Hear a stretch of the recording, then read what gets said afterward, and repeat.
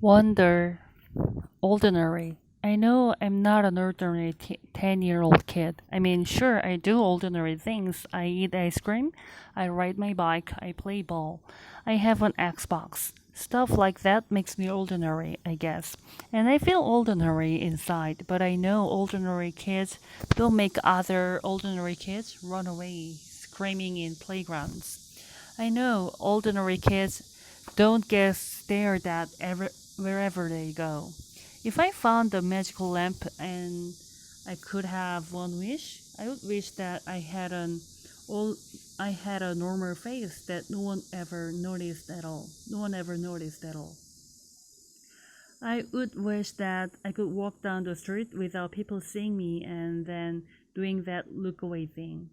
Here's what I think.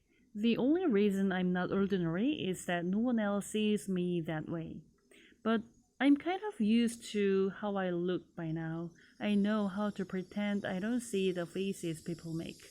We've all gotten pretty good at that sort of thing.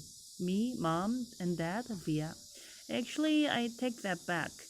Via's not so good at it. She can get really annoyed people when do something rude. Like for instance, one time in the playground, some older kids made some noises. I don't even know what the noises were exactly because I didn't hear them myself. But Via heard them. She just started yelling at the kids. That's the way she is. I'm not that way. Via doesn't see me as ordinary. She says she does, but if I were ordinary, she wouldn't feel like she needs to protect me as much. And mom and dad don't see me as ordinary either. They see me as extraordinary. I think the only person in the world who realizes how ordinary I am is me. My name is August, by the way. I won't describe about I won't describe what I look like. Whatever you're thinking, it's probably worse. Why I didn't go to school. Next week, I start 5th grade. Since I've never been to a real school before, I am pretty much totally and completely petrified. People think I haven't gone to school because of the way I look, but it's not that. It's because of all the surgeries I have had. 27 since I was born. Since I was born. The bigger ones happened before I was even 4 years old. So I don't remember those, but I've had 2 or 3 surgeries every year since then, some big, some small. And because I'm little for my age and I have some other medical mysteries that doctors never really figured out, I used to get sick a lot. That's why my parents decided it was better if I didn't go to school. I'm much stronger now, though. The last surgery I had was 8 months ago, and I probably won't have to have any more for another couple of years. Mom homeschools me. She used to be a children's book illustrator. She draws really great fairies and mermaids. Her boy stuff isn't so hot, though. She once tried to draw me a Darth Vader, but it ended up looking like some weird mushroom shaped robot. I haven't seen her draw anything in a long time.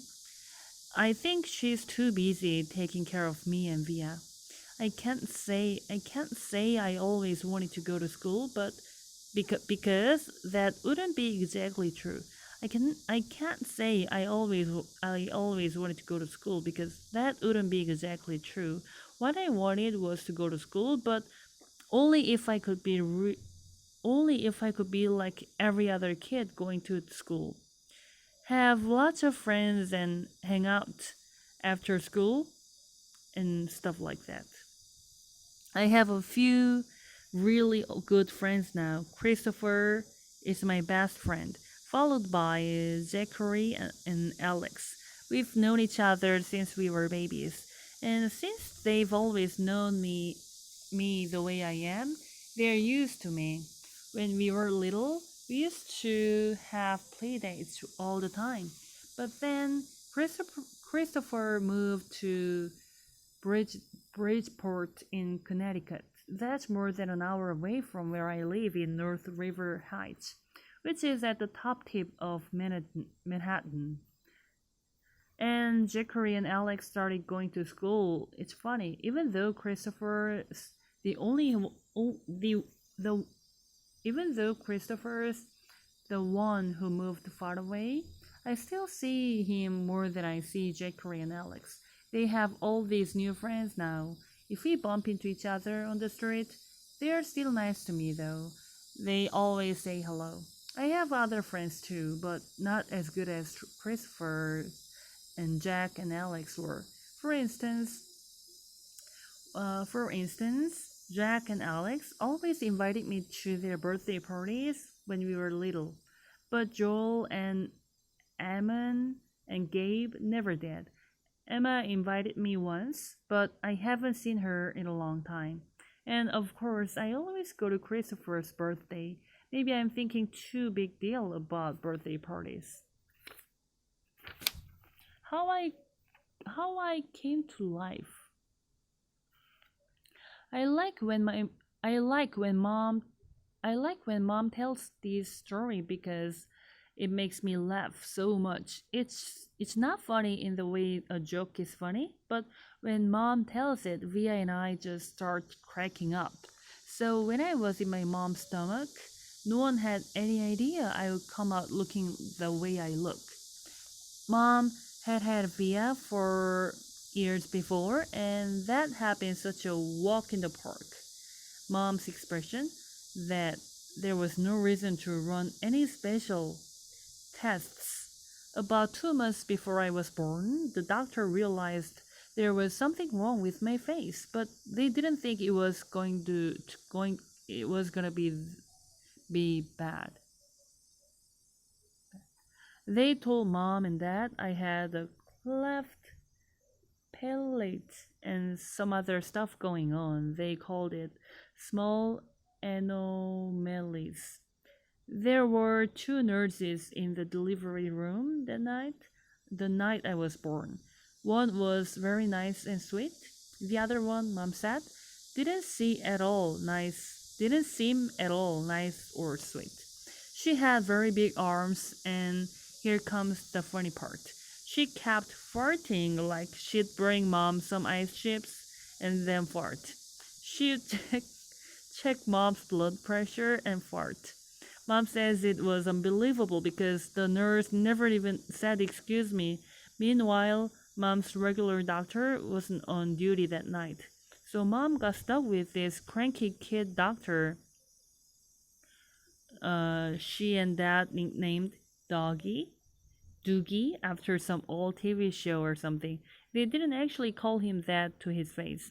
But mom says that even though everyone in the room was kind of grumpy, that dad kept making her laugh all night long. When I came out of mom's stomach, she said the whole room got very quiet.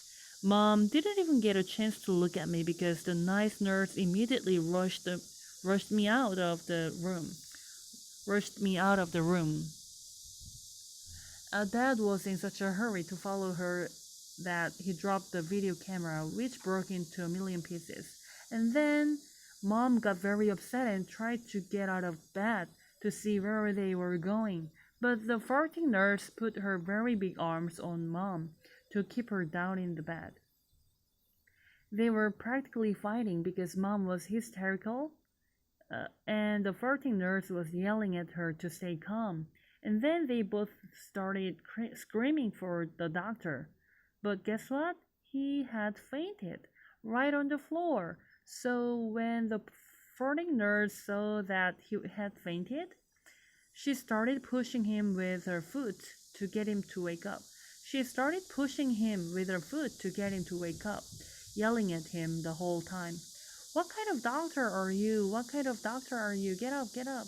And then all of a sudden, she let out the biggest, loudest, smelliest fart in the history of farts. Mom thinks It was actually the fart that finally woke the doctor up. Anyway, when mom tells this story, she acts out all the parts, including the farting noises. And it is so funny. Mom says the farting nurse turned out to be a very nice woman. She stayed with mom the whole time, didn't leave her side even after dad came back and the doctors told them how sick I was. Mom remembered exactly what the nurse whispered in her ear when the doctor told her I probably wouldn't live through the night. Everyone born of God overcomes the world. Everyone born of God overcomes the world. And the next day after everyone born of God overcomes the world.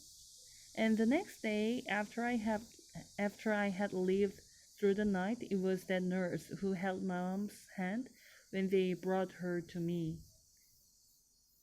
When they brought her to meet me for the first time.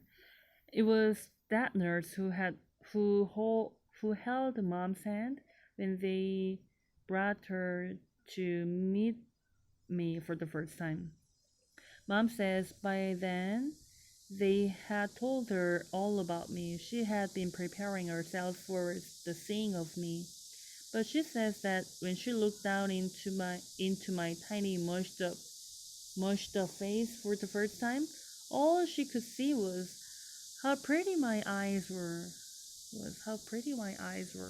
Mom is beautiful, by the way, and Dad is handsome. Via is pretty, in case you were wondering.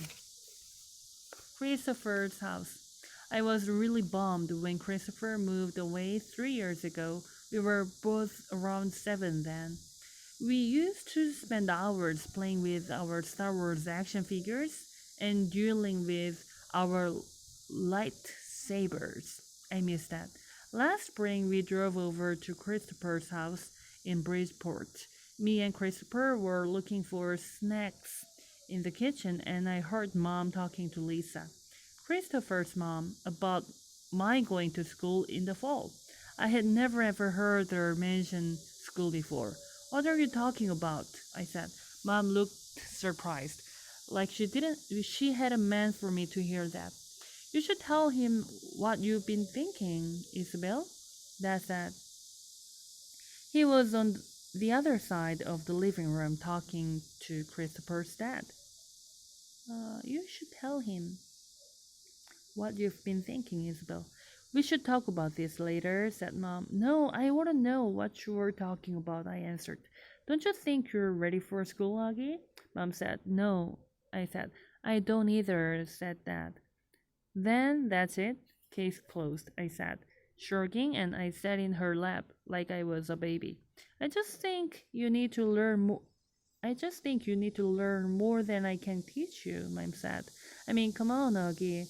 You know how bad I am at fractions. What school? I said. I already felt like crying.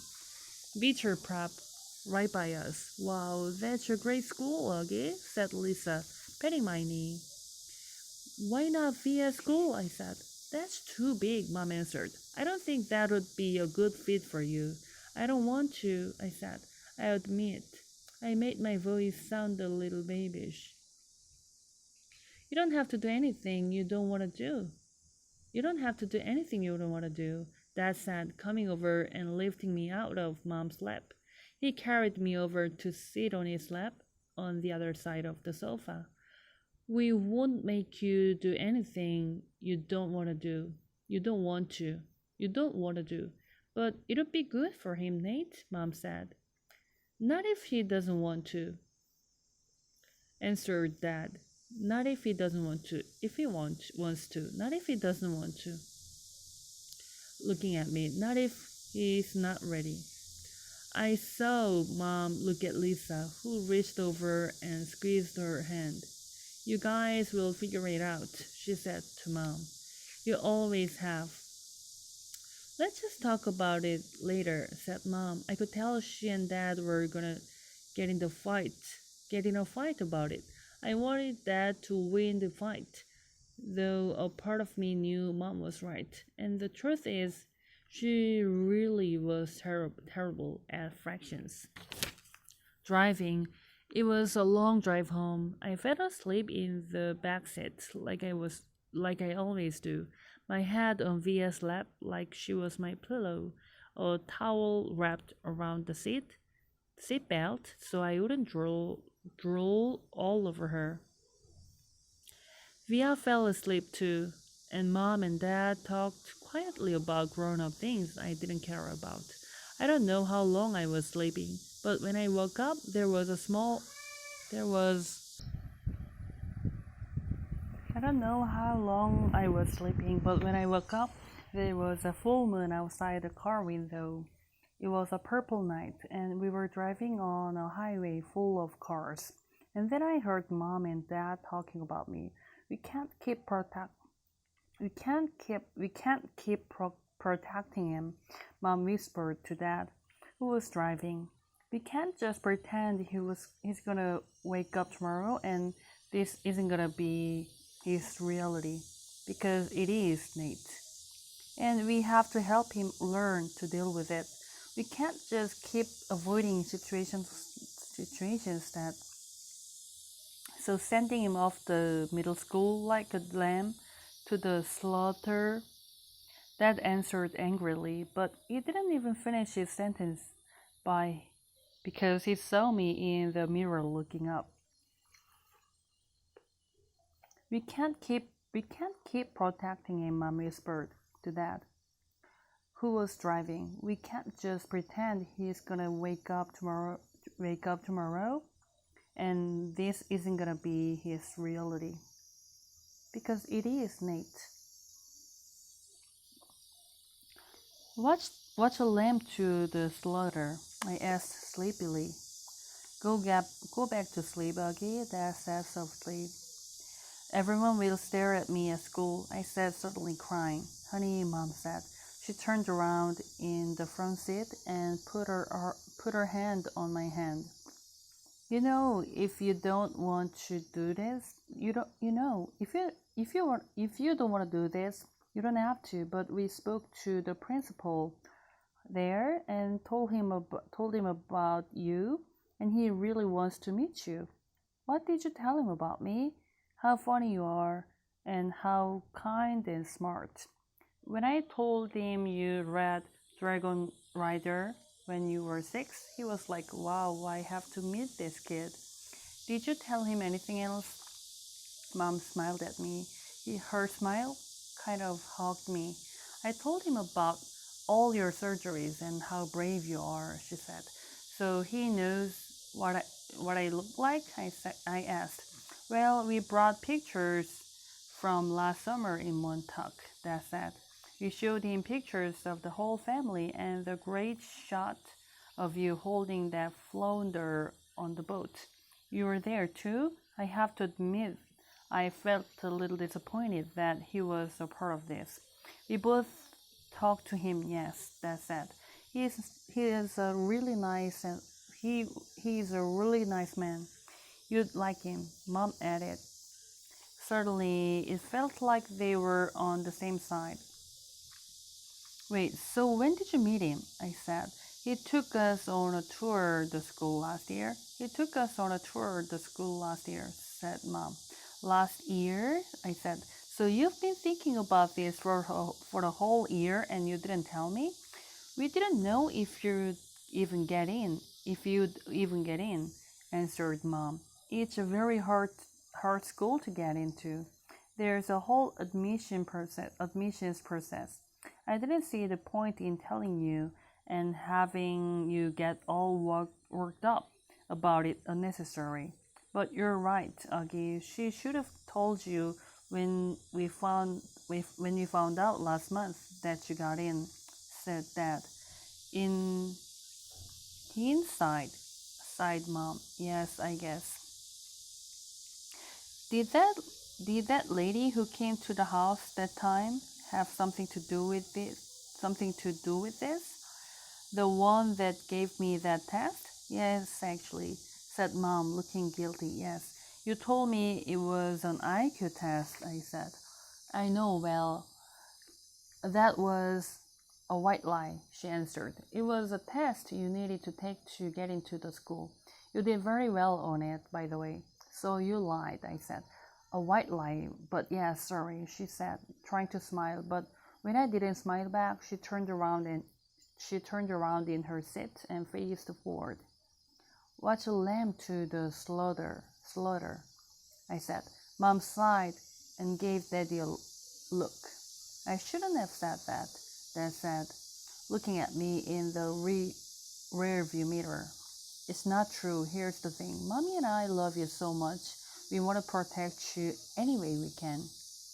It's just sometimes we want to do it in different ways. I don't want to go to school, I answered, folding my arms. It'll be good for you, Augie, said Mom. Maybe I will go next year, I answered, looking out the window. This year would be better, Augie, said Mom. You know why? Because we'll be going into 5th grade, and that's the first year of middle school for everyone. You won't be the only new kid. I'll be the only kid who looks like me, I said. I'm not gonna say it won't be a big challenge for you, because you know better than me. You know better than that, she answered. But it'll be good for you, Augie. You'll make lots of friends, and you'll learn things you'd never learn with me. She turned in her seat again and looked at me. When we took the tour, you know what they had in their science lab? A little baby chick that was just hatching out of its egg. It was so cute, Augie. It actually kind of reminded me of you when you were a little baby, with those big brown eyes of yours. I usually love when they talk about when I was a baby. Sometimes I want to curl up into a little tiny ball and let them hug me and kiss me all over. I miss being a baby, not knowing stuff, but I wasn't in the mood for that now. I don't want to go, I said. How about this? Can you at least meet Mr. Tushman before making up your mind? Mom asked. Mr. Tushman? I said. He is the principal, answered Mom. Mr. Tushman? I repeated. I know, right? Dad answered, smiling and looking at me in the rear view mirror. Can you believe that name, Augie? I mean, who on earth would ever agree to have a name like Mr. Tushman? I smiled even though I didn't want to let them see me smile. That was the one person in the world who could make me laugh, no matter how much I didn't want to laugh. That always made everyone laugh.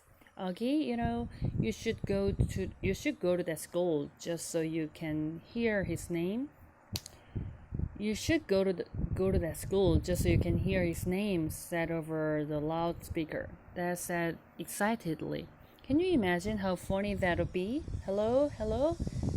Paging Mr. Tushman. He was using a fake high old lady voice. Hi, Mr. Tushman. I see you're running a little behind today. Did your car get rear-ended again? What a bum rap. I started laughing, not even because I thought he was being that funny, but because I wasn't in the mood to stay. I started laughing, not even because I thought he was being that funny, but because I wasn't in the mood to stay mad anymore. It could be worse, though. Dad continued in his normal voice. Mommy and I had a professor in college called Miss Butt. Mom was laughing now too. Is that for real? I said. Roberta Butt, Mom answered, raising her hand as if to swear. Bobby Butt. She had huge cheeks, said Dad. But Nate, said Mom. What? She had big cheeks is all I'm saying. Mom laughed and shook her head at the same time. Hey, I know, said Dad excitedly. Let's fix them up. Let's fix them up on a blind date. Can you imagine Miss Butt and Mr. Tushman? Mr. Tushman hears Miss Butt. They could get married and have a bunch of little tushes. Poor Mr. Tushman, answered Mom, shaking her head. Augie hasn't even met the man yet, Nate. Who's Mr. Tushman? Via said groggily. She had just woken up. He is the principal of my new school, I answered. Paging Mr. Tushman. I would have been more nervous about meeting Mr. Tushman if I'd known I was also going to be meeting some kids from the new school. I would have been more nervous about meeting Tushman if I'd known I was also gonna be meeting some kids from the new school. But I didn't know, so if anything, I was kind of giggly. I couldn't stop thinking about all the jokes Daddy had made about Mr. Tushman's name, so when me and Mom arrived at Beecher Prep a few weeks before the start of school, and I saw Mr. Tushman standing there, waiting for us at the entrance, I started giggling right away. He didn't look at all like what I pictured, though. I guess I thought he would have a huge butt, but he didn't. In fact, he was a pretty normal guy, tall and thin, old but not really old. He seemed nice. He shook my mom's hand first. Hi, Mr. Tushman. It's so nice to see you again, said Mom. This is my son, August. Mr. Tushman looked right at me and smiled and nodded. He put his hand out for me to shake. Hi, August, he said, totally normally. It's a pleasure to meet you. Hi, I mumbled, dropping my hand into his hand while I looked down at his feet. He was wearing red Adidas. So, he said, kneeling down in front of me, so I couldn't look at his sneakers, but had to look at his face. Your mom and dad have told me a lot about you. Like, what have they told you? Like, what have they told you? Like, what have they told you? I said. Sorry, honey, you have to speak up, said Mom. Like what? I asked, trying not to mumble. I admit I have a bad habit of mumbling. Well, that you like to read, said Mr. Tushman, and that you're a great artist. He had blue eyes with white eyelashes. And you're into science, right? Uh-huh, I said, nodding. We have a couple of great science electives at Beecher. He said, maybe you'll take one of them. Uh-huh, I said, though I had no idea what an elective was. So, are you ready to take a tour? You mean we are doing that now? I said, did you think we were going to the movies? He answered, smiling as he stood up. Did you think we were going to the movies? Are you ready to take a tour? You mean we are doing that now? Did you think we are going to the movies? He answered. You didn't tell me we were taking a tour, I said to Mom in my accusing voice. Augie, she started to say. It'll be fine, August, said Mr. Tushman, holding his hand out to me. I promise. I think he wanted me to take his hand, but I took Mom's instead. He smiled and started walking toward the entrance. Mommy gave my hand a little squeeze, though I don't know if it was an I love squeeze or an I'm sorry squeeze. Probably a little of both. The only school I'd ever been inside before was Via's. When I went with Mom and Dad to watch Via sing in spring concerts and stuff like that. This school was very different. It was smaller. It smelled like a hospital. Nice, Mrs. Gracia. We followed Mr. Tushman down a few hallways. There weren't a lot of people around, and the few people who were there didn't seem to notice me at all, though. That may have been because they didn't see me.